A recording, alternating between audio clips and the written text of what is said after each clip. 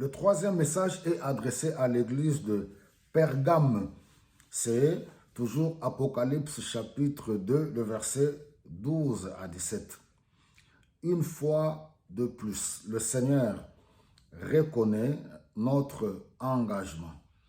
Mais il y a des reproches qu'il est en train de nous faire, c'est que nous ne devons pas nous laisser influencer par de mauvaises personnes. Parce qu'il est écrit ici que la ville de Pergame est le quartier général des cultes païens. En d'autres termes, c'est le quartier général, là où Satan a dressé son trône. Nous savons que le monde dans lequel nous vivons, nous n'avons qu'à regarder la télé, ce qui se passe autour de nous. Satan a dressé son trône partout, il règne partout. 1 Jean chapitre 5. Nous savons que le monde entier est sous l'influence du malin, dans le milieu sportif, dans le milieu de l'art, le milieu de la musique. Il s'est même introduit dans certains milieux de ceux qui se disent hommes de Dieu, qui ont signé des pactes avec lui. Alors, nous devons faire attention. Il dit, les Écritures nous disent qu'attention, les mauvaises compagnies corrompent les bonnes mœurs. Que ce soit dans nos familles, ou même les gens que nous fréquentons, qui nous côtoient dans le milieu de l'Église. Notre seul modèle, Jésus-Christ. Notre style de vie, c'est par le Saint-Esprit, notre mode. Vous trouverez souvent même dans la famille, dans le milieu de ceux qui prient. Non, voilà, vous exagérez avec les choses de Dieu. Nous devons quand même vivre, non? Où est le mal? Moi, je prie à ma manière. Il n'y a pas question de prier à sa manière. On ne prie pas à sa manière. On ne suit pas Jésus-Christ à sa manière. Nous avons notre ligne directrice. Nous avons la parole de Dieu. Dieu est saint. Le monde est le monde. Les choses païennes sont les choses païennes. Les choses de Dieu, c'est les choses de Dieu. Le raisonnement païen, c'est le raisonnement païen. La musique mondaine, c'est la musique mondaine.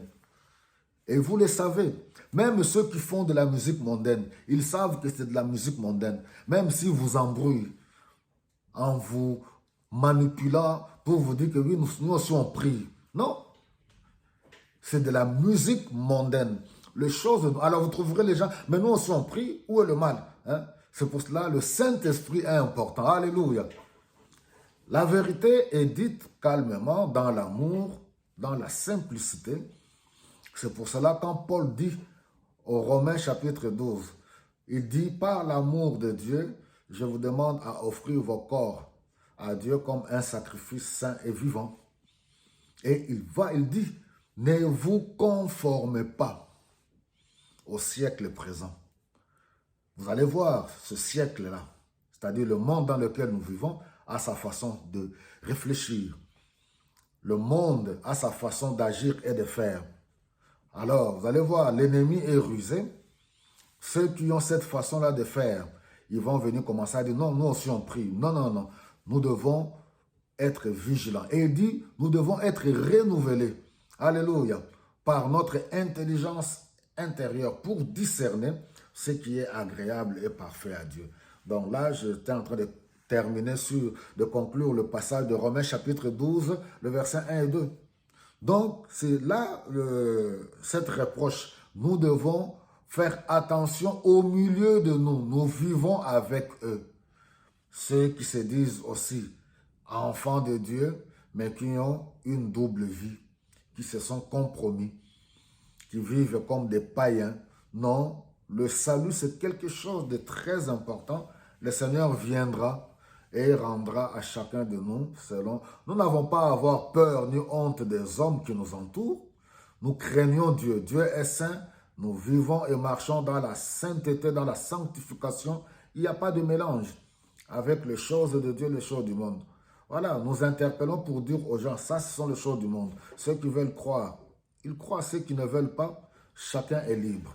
Que le Saint-Esprit vous remplisse encore en ce jour, au nom de Jésus-Christ.